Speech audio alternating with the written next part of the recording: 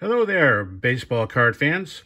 This is my very first video, so the quality will probably be real bad, but I wanted to dip my toe in this showing of your baseball cards on YouTube. I've been lurking for 2 years, commenting on many people's channels, and there are a lot of fabulous channels out there.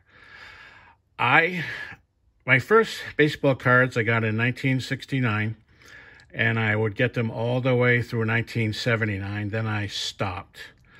In 1986, the Red Sox were in the World Series, so I got interested in baseball cards again. And I used to go to flea markets and the many card shows at the time and pick up cards. And that's where I got into vintage cards and pre-war cards. And I have a lot of pre-war cards.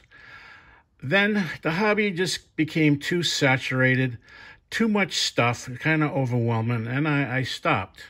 And I didn't get back in again until maybe 2 years ago, and it's because of all you guys out there doing YouTube videos. And I'm really having fun watching all your videos. I'm commenting on them, and I figured I'd just try one myself. So that's who I am. This is also going to be a VR for Wade Boggs fan. He wanted to know 5 YouTube people that were under 500 subscriptions and that were very good, and you watched them. So the first one is Vintage Sanctuary. He's a very nice guy, just got into baseball card collecting, is becoming knowledgeable very quick, and he has actually some very nice cards. The next one is Chris from Missouri. He seems like he's been around in the hobby a long time. He's very knowledgeable, and he's shown some nice cards. And there's Huck's Sports Cards and SFI Sports Cards. All of them do vintage. I believe SFI might do nowadays cards as well, but he does vintage. And the 5th channel, well, let's make it me, PeterB. And this should be video number 1. I also want to do a VR for Don's Field of Dream cards. Very good channel. Don seems like a nice guy, and he knows a lot about baseball cards. So, he asked 3 cards that were very sentimental to you. So, let me change hands and show you the cards. Like I said, in 1969, I first got into baseball card collecting. And I had a lot of cards. And I would take all my doubles and pitch them against the wall with my friends. And it was fun. Used to win and stuff. Win the baseball cards you knocked down. And I kept all my regular cards, non-doubles, in actually a paper bag like you would get at the supermarket.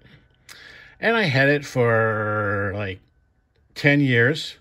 And one day my mother came in and started to throw things away, and she threw away that bag. So the only 1969 card that I bought and still have is my favorite one. And this is what really got me into baseball collecting. The 1969 Rico Petrocelli. And you can see it's very well worn from flipping against the wall. But I kept this one aside because at the time he was my favorite player. I also liked Yaz, but Rico I liked better. He played shortstop. And this was from the very first cards that I actually opened from packs. So I'm a big Red Sox fan, if you haven't figured that out. And I followed the Red Sox on TV and used to watch them a lot. But my favorite player, other than Rico Petrocelli, my favorite player, and today is still my favorite player, is George Brett.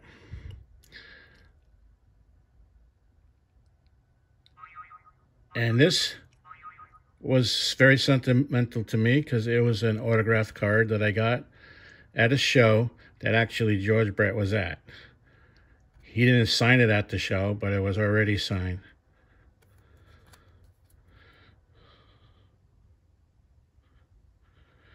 And then the third card I want to show there was a baseball card shop a few towns over, and they used to sell tobacco cards. Not many stores you can find selling tobacco cards. And I bought a lot from him, T205s mostly, and some T206s, and even some T207s. And one day, it was November time, we're driving by, and I asked my wife if we could stop in. And so we go in, and I pick out like a $20, they were $20 at the time, common tobacco card, and say, "Can you buy that one for me for Christmas? I need that one for my set." And so I went out to the car, and she comes out with a bag and says, "You'll get it at Christmas." Well, when I opened the card at Christmas, it wasn't the common, but it was another tobacco card that we were talking about, T205. And she surprised me. She didn't buy the common. She bought this one. T205 Cy Young. I'm sorry you can't see, but it's in nice condition. The gold is fairly shiny, and there's no wrinkles or creases. Corners are slightly rounded. The color is good, trust me. And that's the back of it. Once again, sorry about the glare. So this one really is special to me because she totally surprised me. Normally I have to pick out my own presents for Christmas, but this one, she totally surprised me because, like I said, we were talking about it, but it was well out of my price range. But she bought this special Christmas present for me, and this is definitely my most sentimental card. Thank you, and I hope to do some more videos.